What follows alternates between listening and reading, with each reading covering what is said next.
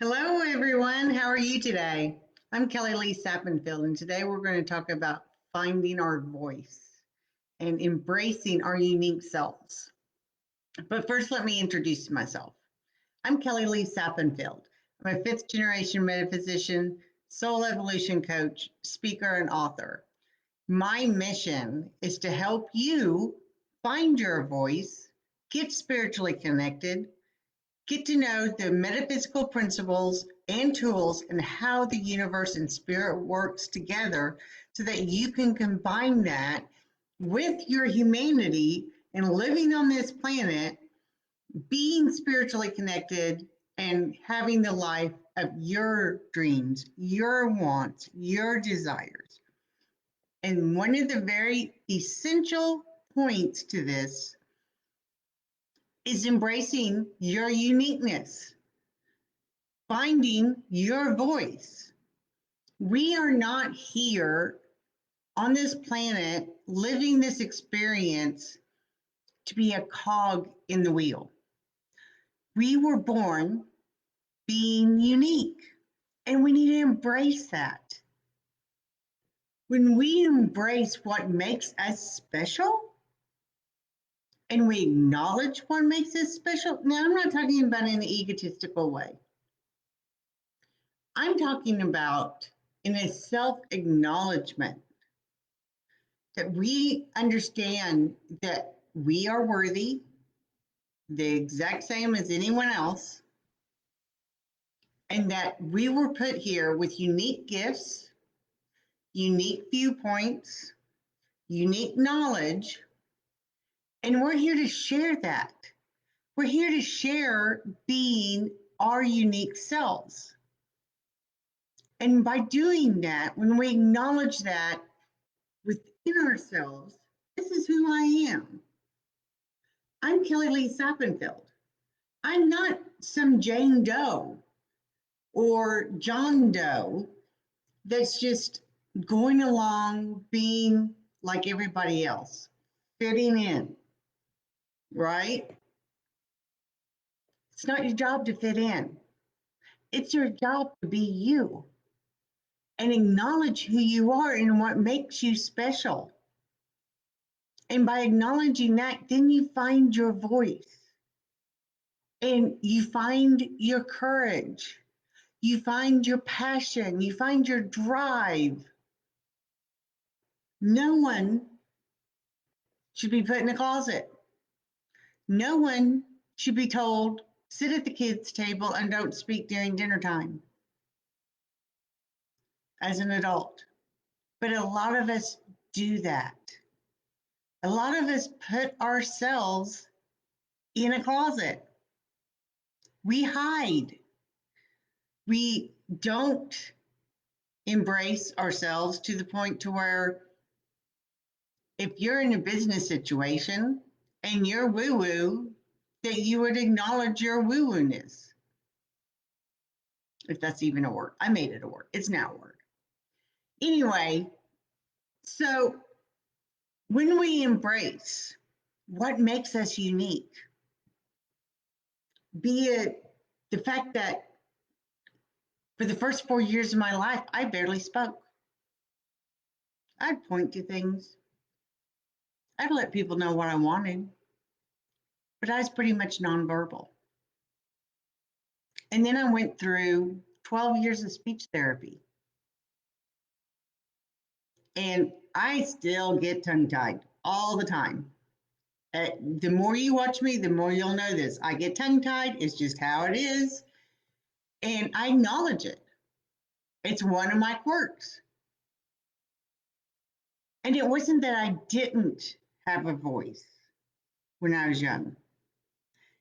It was being confident enough to share my voice with my speech impediment as a small child, right?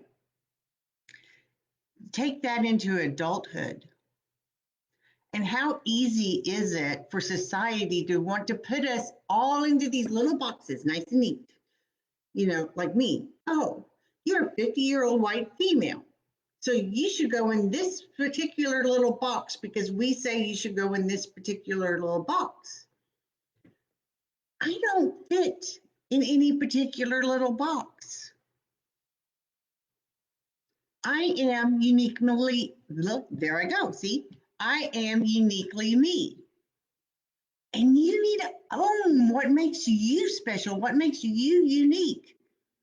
There are people out there that can sew amazingly without patterns and make wonderful creations. I pay a tailor to sew on a button pretty much. That is not what makes me uniquely me. That is not one of my gifts in this lifetime. But I embrace and celebrate the people that it is their gift. Just like if you own a high-end sports car, you're not going to come to me and say, Kelly Lee, my engine's doing something and it's making this weird noise. Can you fix it? No. You're going to go to the person that knows those high-end sports cars better than anyone else, right? And they have the confidence and they know what they're doing and they're owning who they are in that. When you go and you listen to a singer perform, not only are you listening to their beautiful voice, but you're also listening to the energy of them allowing their voice to shine. They're embracing their gifts. And whether your gift is being psychic, your gift is being a great organizer, your gift is being an artist, whether your gift is whatever it is, embrace it. And you know what else? Embrace who you are on a human side because there is no right or wrong. I don't care if you're male, female, gay, straight, black, white, purple, polka dotted, whatever. We're all beautifully created. And we're all beautifully created to be unique. So embrace it. If you want rainbow colored hair, have rainbow colored hair. If personally, for me, I don't have any tattoos. I always figured I would be the one that if I did attempt to get a tattoo, I would get the weird disease from it with my health history. But I've never had a desire to have a tattoo. But if you have that desire and that helps you express who you uniquely are, then do it. Whatever it is. I don't care if your entire family says you're crazy. I don't care if your entire family says, well, we are all of this religion. What do you mean you're going to switch over to this other religion or this other house of worship, or you're just leaving the house of worship altogether? Who cares? Their opinion does not matter. What matters is you being you. Because when you are you, you shine your light. And you shine your light to everyone else saying, it's okay to be me. And if that means that being me, that someone else doesn't like it, that's their problem, not yours. We're not here to please everybody else, but we were taught as small children that we're here to please our family, our community, and to fit in and to be normal. I tried that. I did. Being raised the daughter and granddaughter and niece and on of psychic mediums and spiritual teachers, growing up in Tulsa, Oklahoma, I tried to fit in. I was the cheerleader. I was the synchronized swimmer. If there was something quote unquote normal that I could do to try to fit in and deny who I was going to do it because I was a teenager. I wanted to fit in. I it was uncomfortable for me as a teenager to stick out. But you know what I've learned? One, I'm not a teenager anymore, thank goodness. But two, that taught me in some very hard lessons to really embrace who I am. Because there were lessons I learned by denying who I was, denying my abilities as a teenager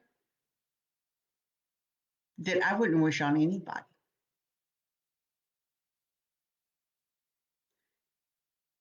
And we've all had those. We've all had those lessons that have taught us to embrace who we really are. The disconnect is we don't listen. When Spirit gives us those lessons, we tend not to listen because we know we might hurt someone's feelings. We might think we're not going to live up to someone's expectations. Or maybe my mom and dad will think less of me if I come out.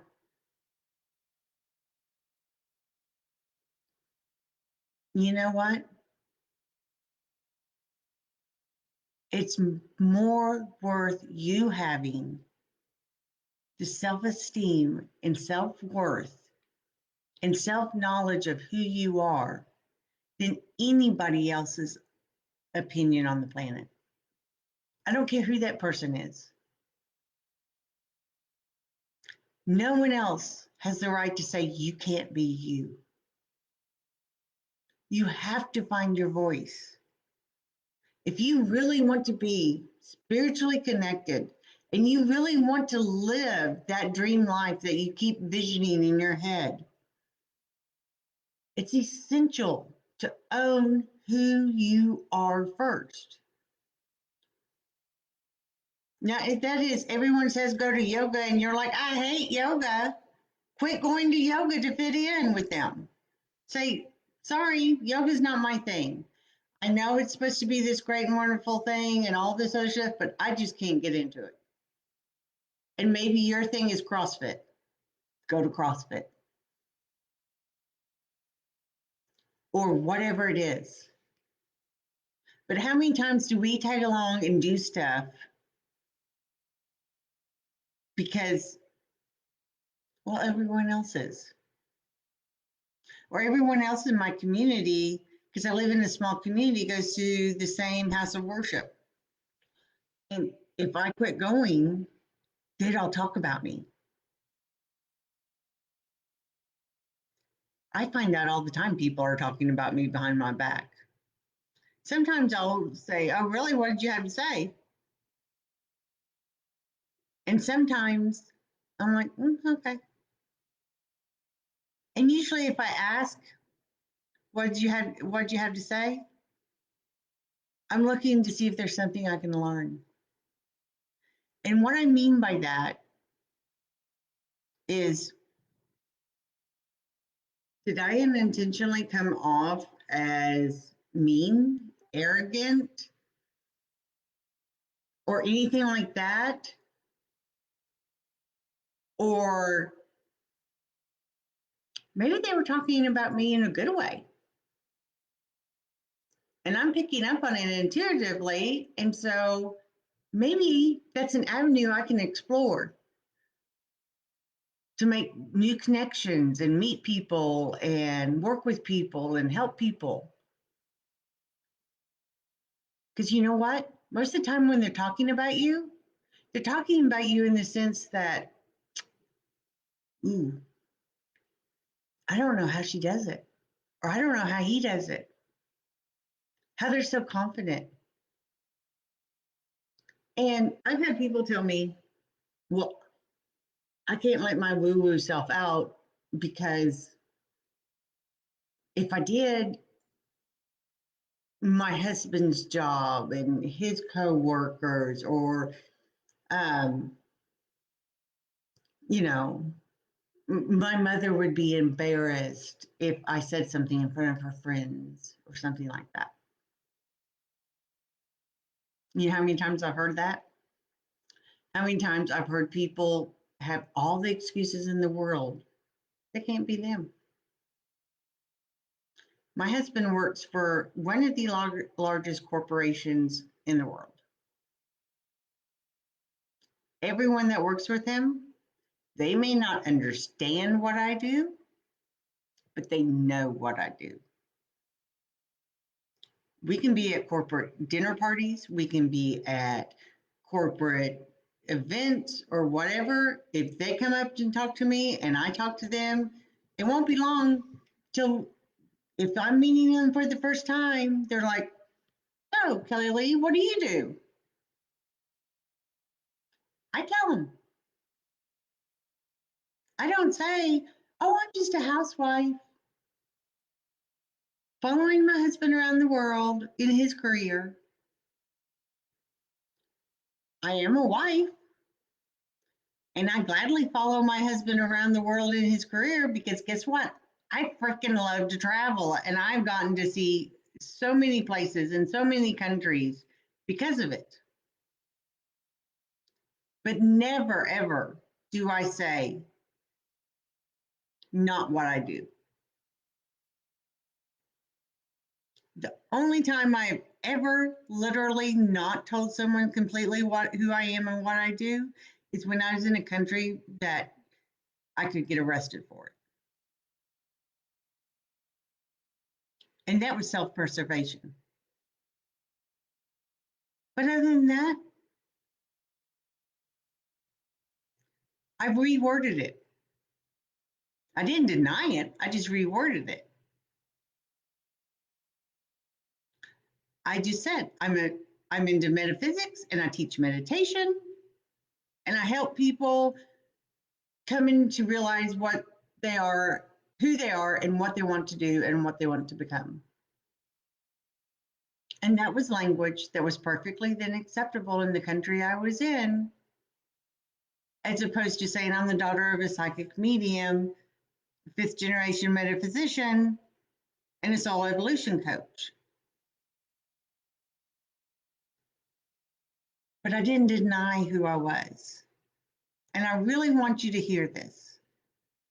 Because when we start denying who we are for the sake of others, that chips away at us, right? It's like the little hungry Pac-Man. Remember Pac-Man? I'm dating myself. But remember Pac-Man? Chompa, chompa, chompa, chompa, right? It eats away at us. And then one day we realize we're not really happy. We're not really satisfied with life. Something's really missing. And that first part, that first essential part that's missing is you dying to come out and be you. It may make some people around you uncomfortable, but if they love you, truly love you, they'll learn to embrace the new you just as much, if not more, than the person they thought you were or wanted you to be, right? So start looking. What are my gifts? What makes me uniquely me, right? What makes me special? I wasn't put here. And if you have to, just say it like a mantra. I was not put here to fit in and be a Jane or John Doe.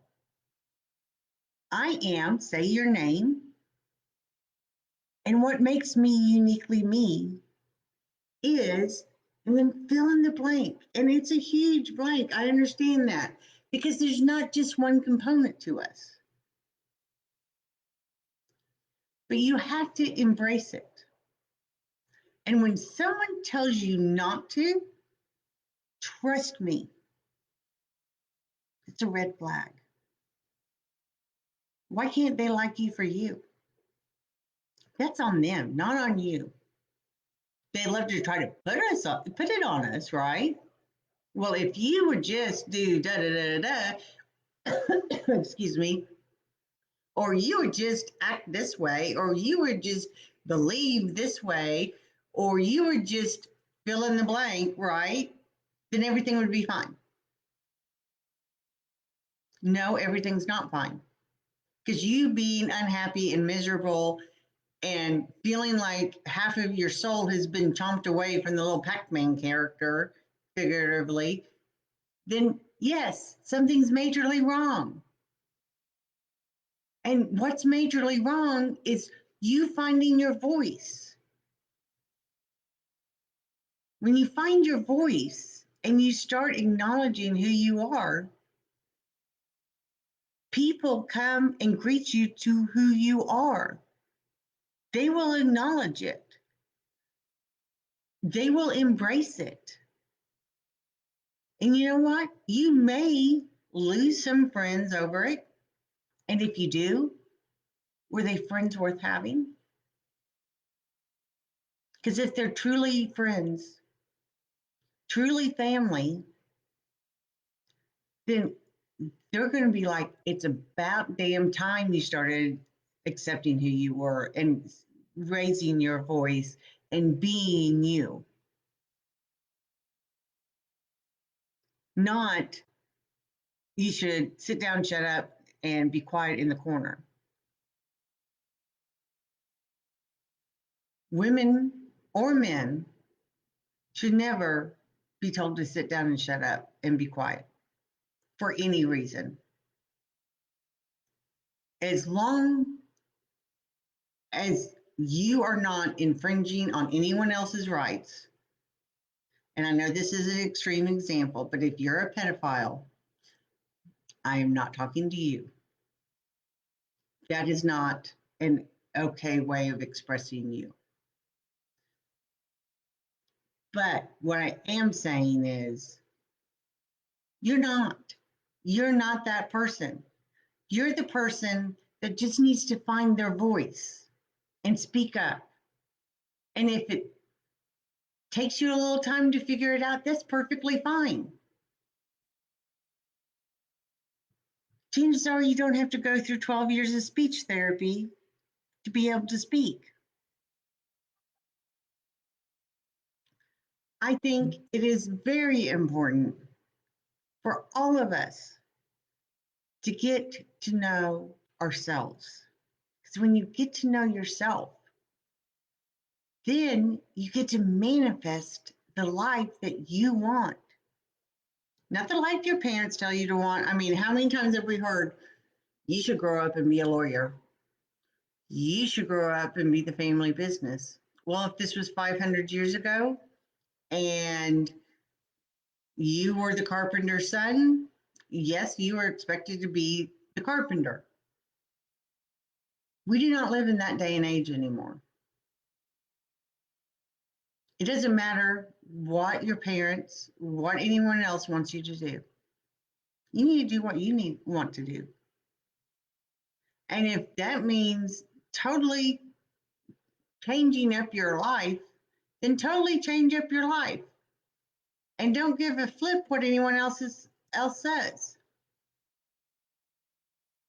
And if they're like, okay, they look at you and they say you've gone totally crazy. And it's like, no, I was crazy. I'm finally becoming sane. I'm finally acknowledging who I am and what I want. I'm finally going to claim me in my life for myself.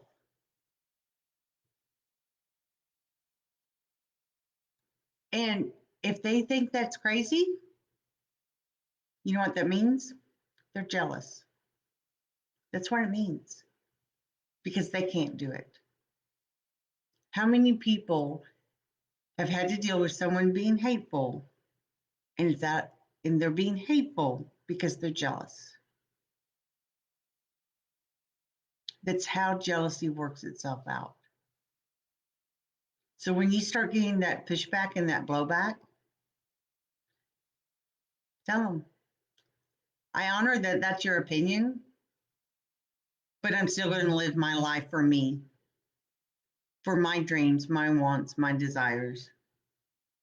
And I'm going to acknowledge who I am, and I'm going to speak who I am, not just verbally, but energetically.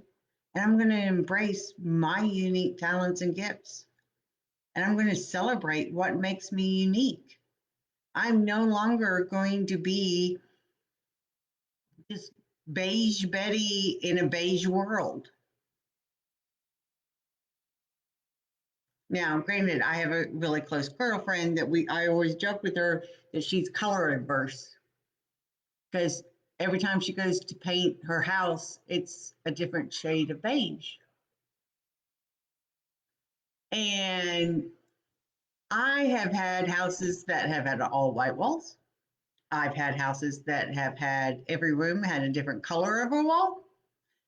And I have had houses that have had everything in between.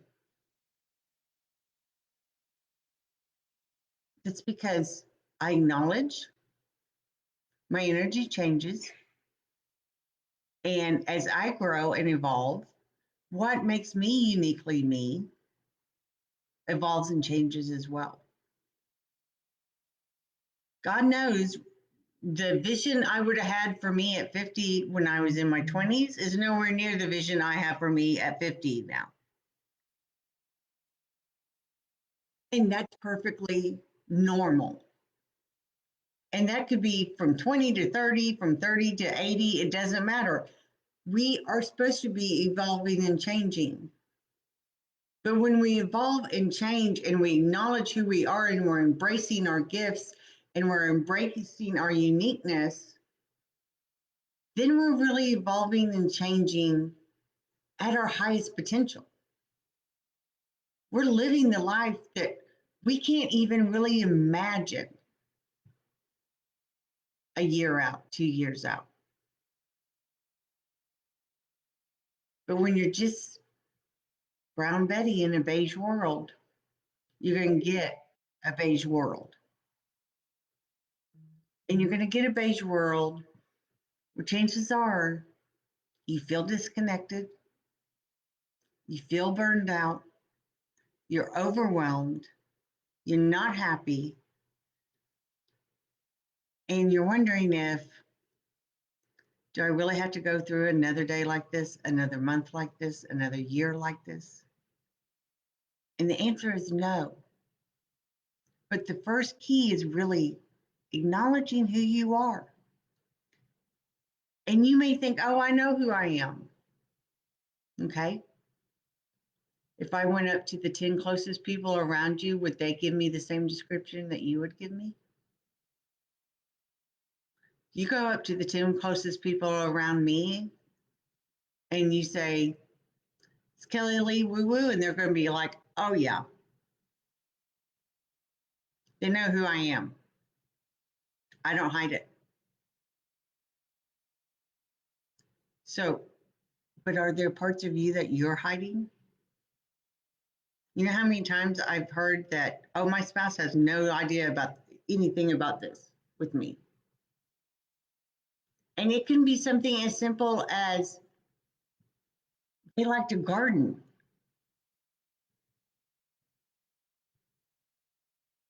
And it's like, why doesn't your spouse know this about you?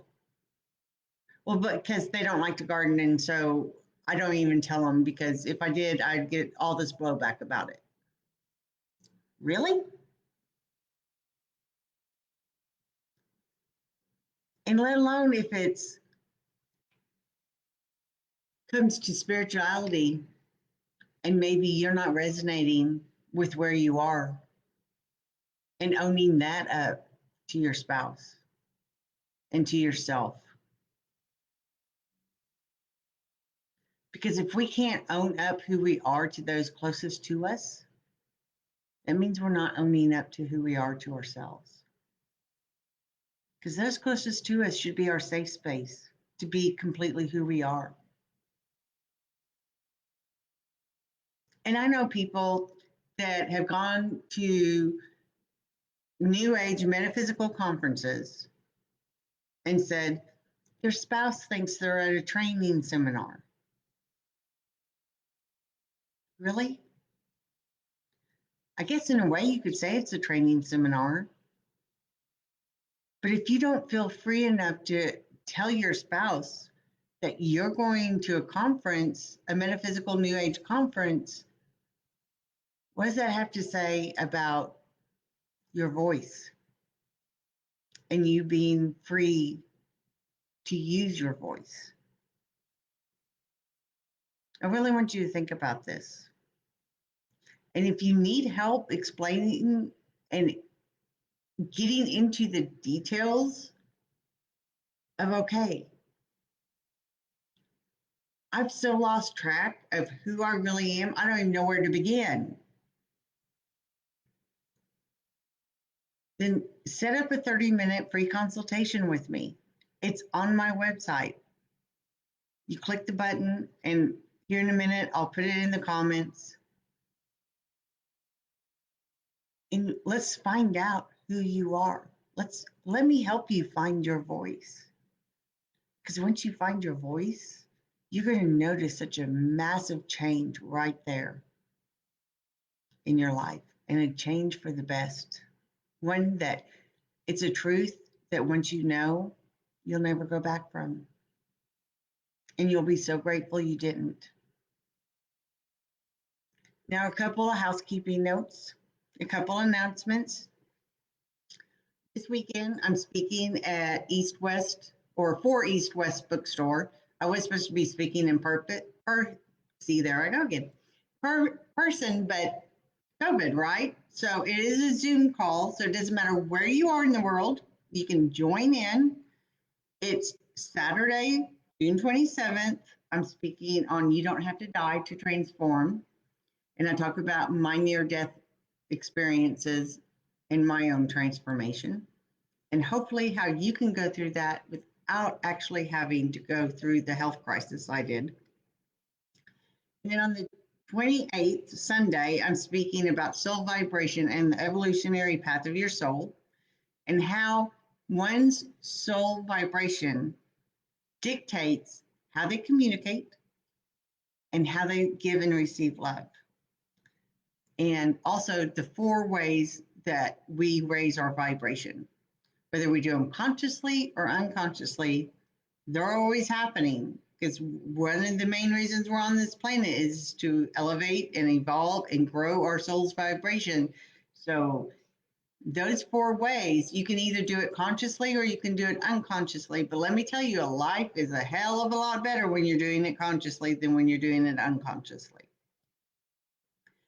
And then also I'm offering through East West Bookstore 1-hour spiritual power hour sessions. So you can go on eastwestbooks.org, go to their events page, scroll down to the 27th and 28th. You'll see my 3 events, the spiritual power hours that you can sign up for, and the 2 events that I'm speaking at. And then you can join us from the comfort of your office, like I am here, your home, or wherever you want to be on Zoom this weekend. And I'll look forward to seeing you there. And in the meantime, start finding your voice. It matters immensely. Till then, expect miracles. Bye-bye.